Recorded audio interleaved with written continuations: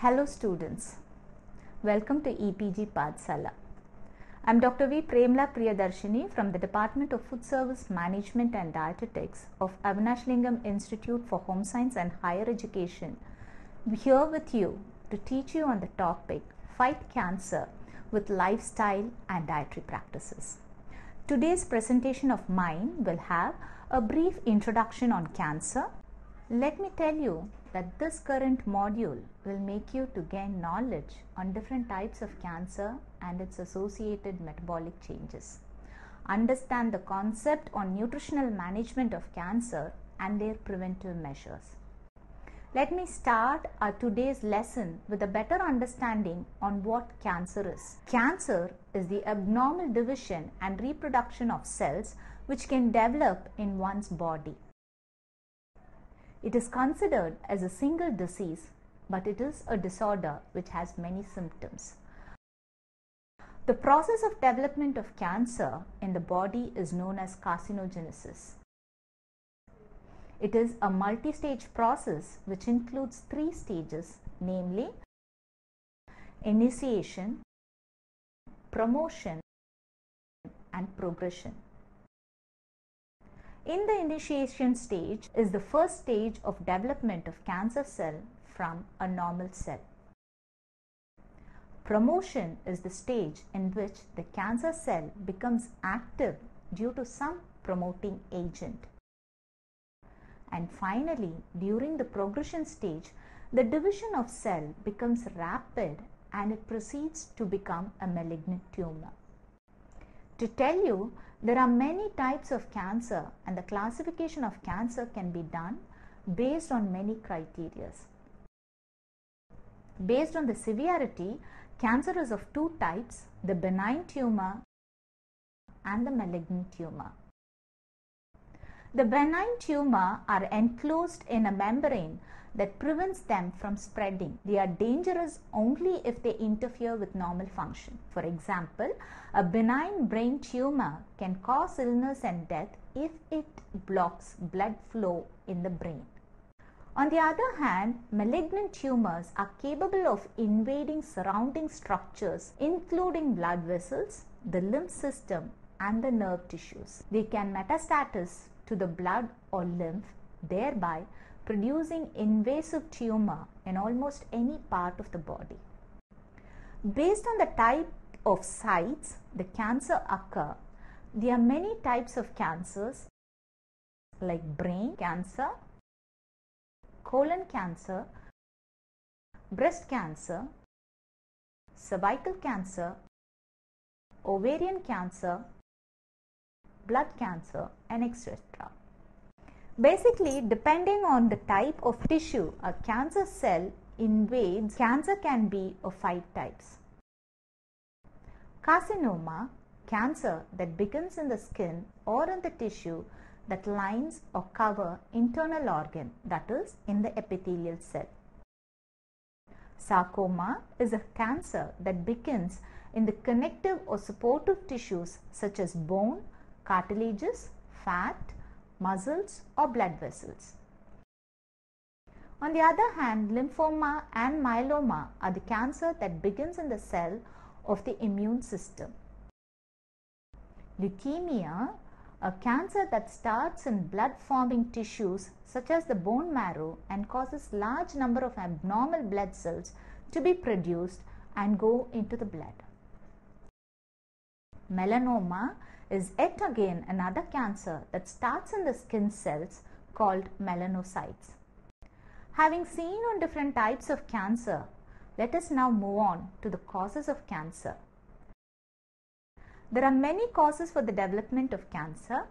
Diet is also one of the most important factor that might enhance the development of cancer. The main causes of progression of cancer cell or the main promoters of cancer are mutations, chemical carcinogens, radiations, oncogenic virus, epidemiological factors, stress and diet. Let us now see each one in detail. Mutation. Mutation results from loss of one or more regulatory gene in the cell nucleus. Such mutant gene may be inherited or released by exposure to some environmental changes. Chemical carcinogens are the one that interferes with the structure and functions of regulatory gene. Great exposure to cigarette smoking, natural and or synthetic pesticidal residues, water and air pollution, food additives and contaminants, and occupational hazards are the main factors. Many of our natural environmental agents carry more hazards. Therefore, the principle is the dose makes the poison applies to all substances. Radiation. Radiation that is sufficient to damage a DNA causes breakage or incurrent rejoining of chromosomes. Radiations may be ionizing, such as from X-rays, radioactive materials, or atomic exhaust and waste, or it may be non-ionizing, such as from the sunlight. You know, students, recently sun-related skin cancer is on a high risk. Oncogenic virus. They are also called as tumor-inducing virus that interferes with the function of regulatory gene and has been identified as one of the potent cause.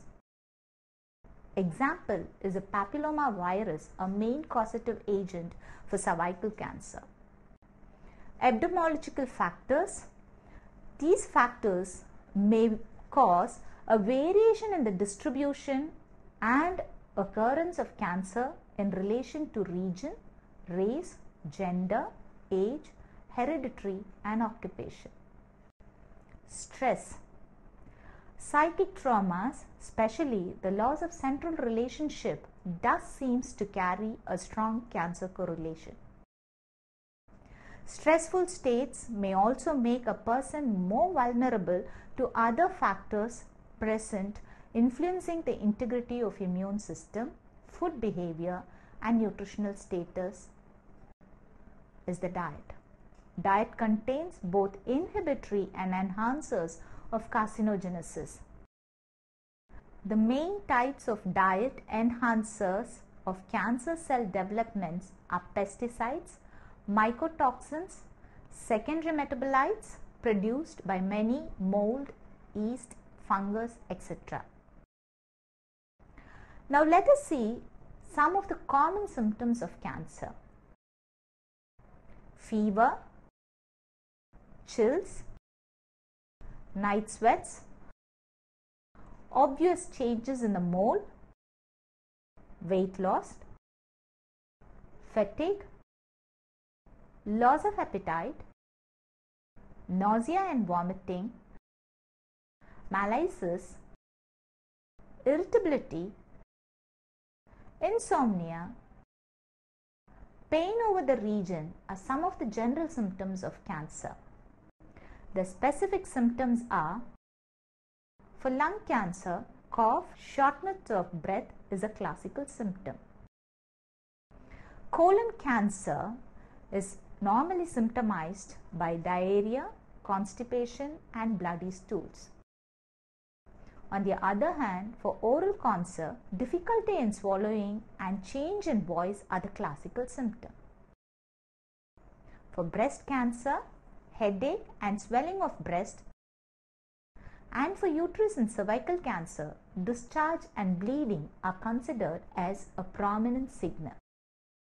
And for cancer of gallbladder, there is no specific symptom till the disease advances.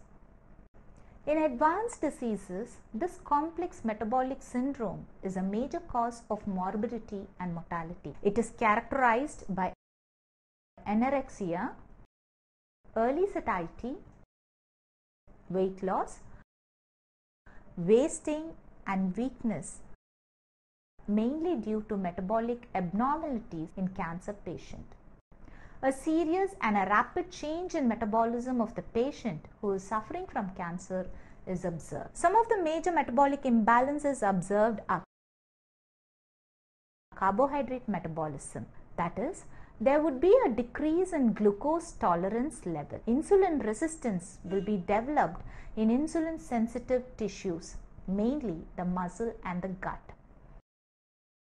A defect in non-oxidative glucose disposal or in the glycogen synthesis is observed.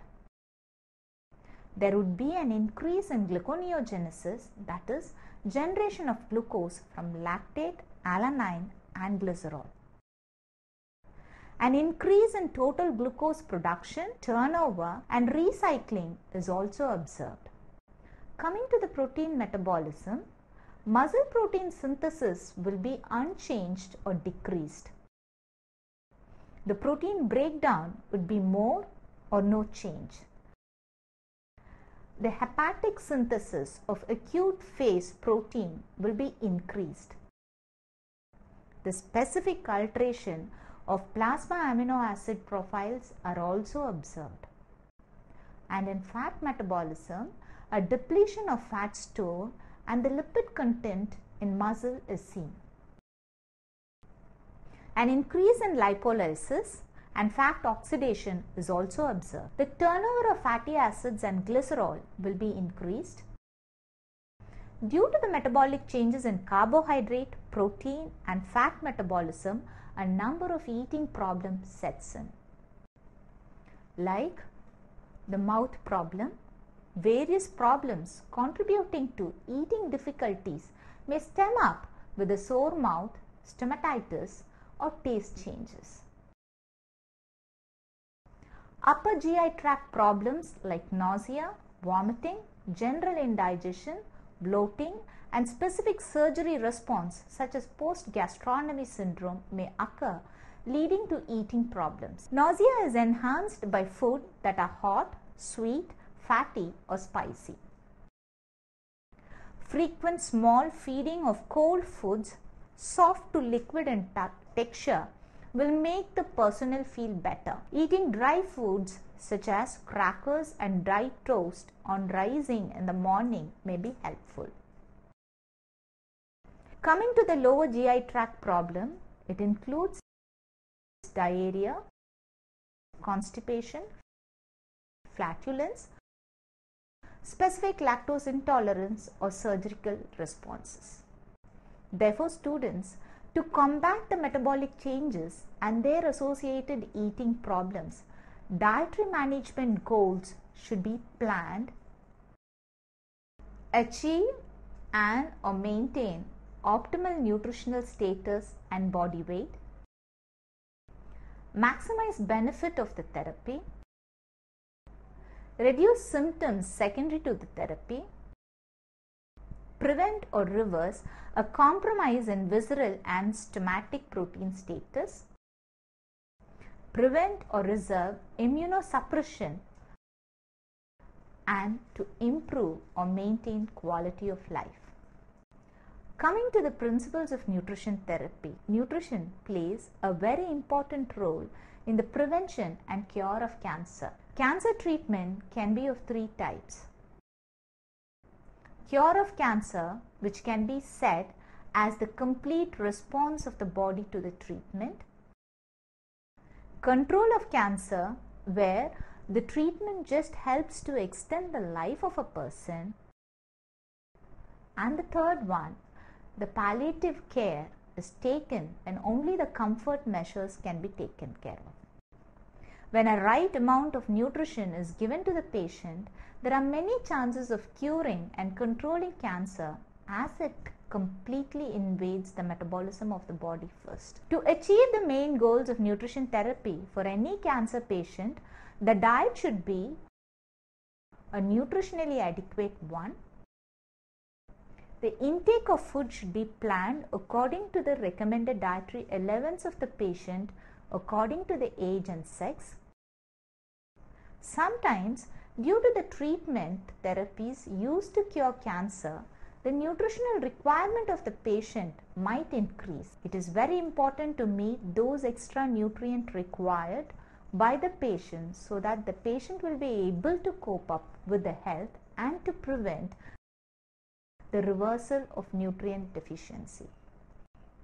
To start with, nutrition screening and risk assessment is a must. A constant assessment of patient is very important to implement and change the diet condition according to the patient's needs.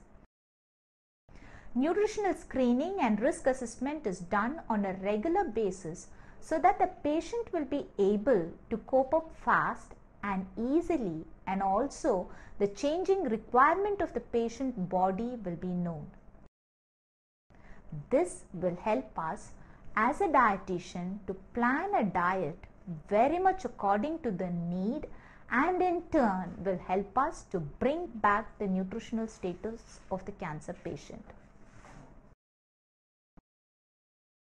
Nutritional status is evaluated by the appetite of the patient, their oral intake, and the symptoms related to nutrition and weight fluctuation. Even the fat stores are checked by anthropometric measurements for subcutaneous fat.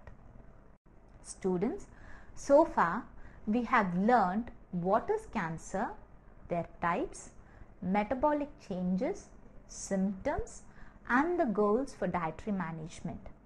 Let us now learn more on nutritional needs of a cancer patient.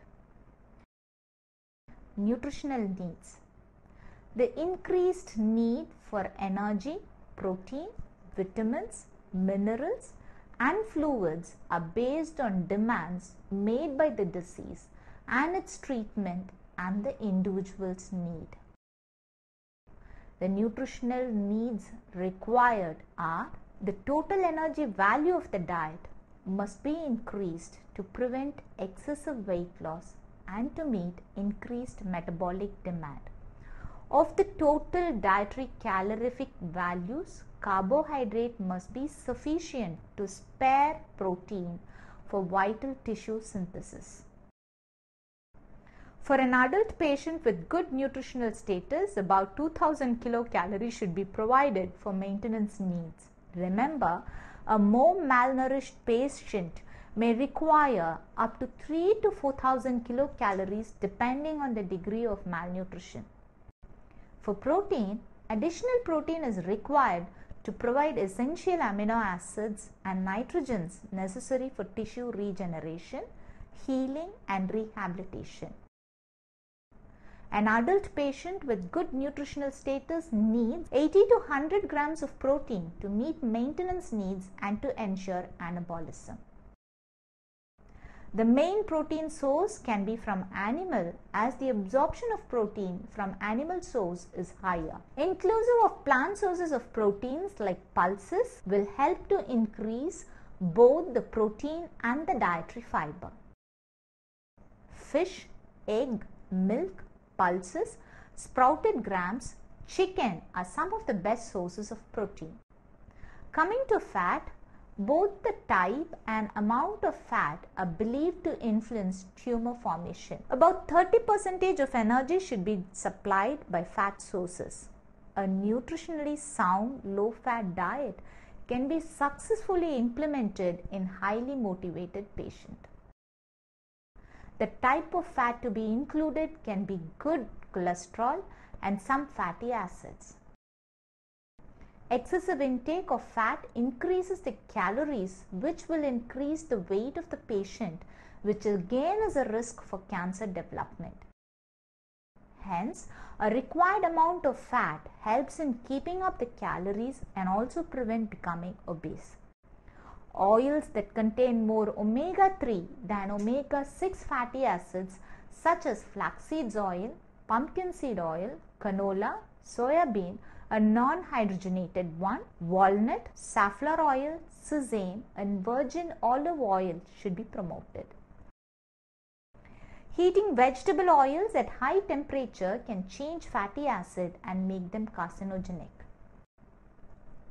Coming to vitamins and minerals, the need for key vitamins and minerals is very important. The vitamins and minerals have a high anti-carcinogenic effect and they help in the development of immunity of the body. Also, they affect the metabolism of major nutrients indirectly. For example, B complex serves as a necessary coenzyme agent in energy and protein metabolism. Vitamin A and C are important for tissue structuring material. Vitamin A helps in developing protective immunity and cell differentiation. Increased intake of vitamin A exerts a protective effect. Intake of foods rich in vitamin A or its carotenoid precursor is associated with reduced risk of cancer. Vitamin C is yet again a very important antioxidant and has enzymatic, immune and biological functions related to cancer. Consumption of foods containing an appreciable amount of vitamin C is associated with lower risk of esophagus and cancer and gastric cancer. Vitamin C has been shown to inhibit formation of carcinogenic nitroso compound. It also increases the dietary consumption of vegetables and fruit in many cases. Many minerals functions in structural or enzymatic role in vital metabolic and tissue building process. Coming to dietary fiber is postulated to exert a protective effect against colon cancer by several mechanisms, shortening intestinal transit time, thereby reducing the exposure of time of epithelial surface to potential carcinogens. Also, fiber helps in the development of useful bacteria in the gut, and it has pre and probiotic effect which will help in increase of appetite of patient, and hence the intake will increase, which affects the nutritional status of patient indirectly. Fluids are increased to counteract losses from GI tract problem and any additional losses caused by infection and fever. Sufficient fluid intake is also necessary to help the kidney get rid of breakdown products from destroyed cancer cells and from drugs. Increased fluid also help to protect the urinary tract from irritation and inflammation. The main 4 recommendations for cancer according to American Cancer Society are: eating a variety of fruits and vegetables, at least 5 servings, eating more of whole grains rather than meat. Much emphasis on plant-based products should be given. A good physically active lifestyle is a must. This will ensure a very good metabolism and stress-free body.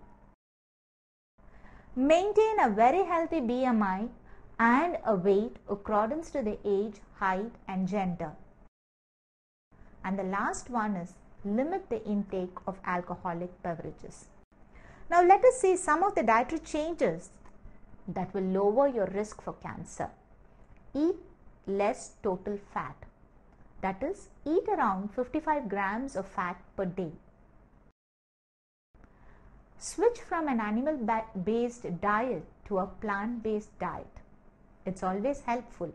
A plant-based diet is more appreciable because plants have less fat, more fiber, and more of phytonutrients. Increase your fiber intake. See to that you eat at least 25 grams of fiber a day.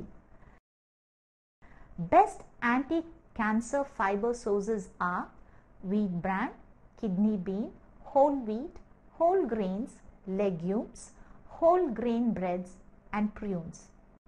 Eat lot of fruits and vegetables because the phytochemicals, especially the phenols, flavonols, isothiocyanates, act as a neutralizing agent and prevent carcinogens from reaching critical target sites within the cell.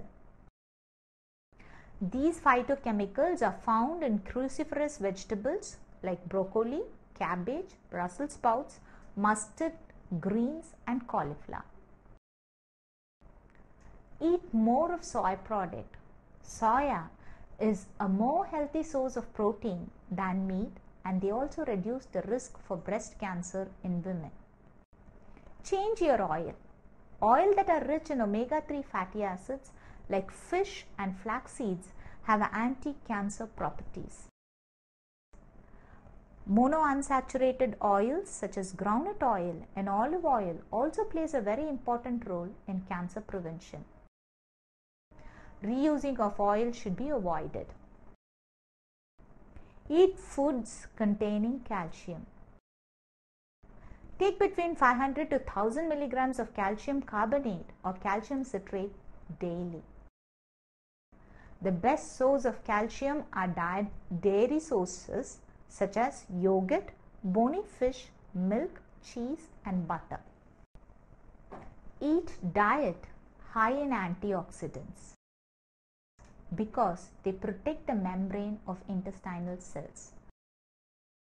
They also prevent free radical reactions that can cause bowel content to be carcinogenic, prevent faulty metabolism in the cell, and which can predispose a cell to becoming carcinogenic. Beta carotene in particular fight against cancer by releasing a specific chemicals called tumor necrosis factor. The best beta carotene rich sources are sweet potatoes, carrot, pumpkin, butternut, spinach, broccoli, mangoes and papaya. Likewise, a big dose of vitamin C fights the big C. Yes, I mean the cancer.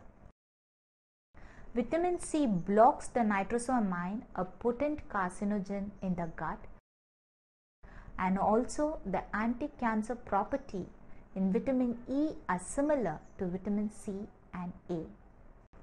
So students, to summarize, reduce your stress, stay lean, increase exercise, limit dietary fat, see to that the fat contributes only 20% of total calories, use less than 10% of saturated fat and eliminate hydrogenated fats totally.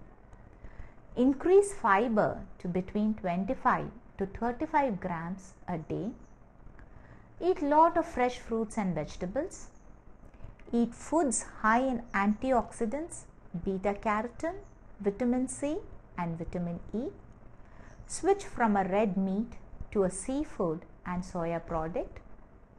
Eat foods high in calcium and recommend a daily supplement of the following: the vitamin C 500 milligrams, calcium 500 milligrams, vitamin E 200 international unit, selenium 100 micrograms to foster a healthy cancer care to your patient. Thank you for listening. Enrich yourself with more learning. Have a good day.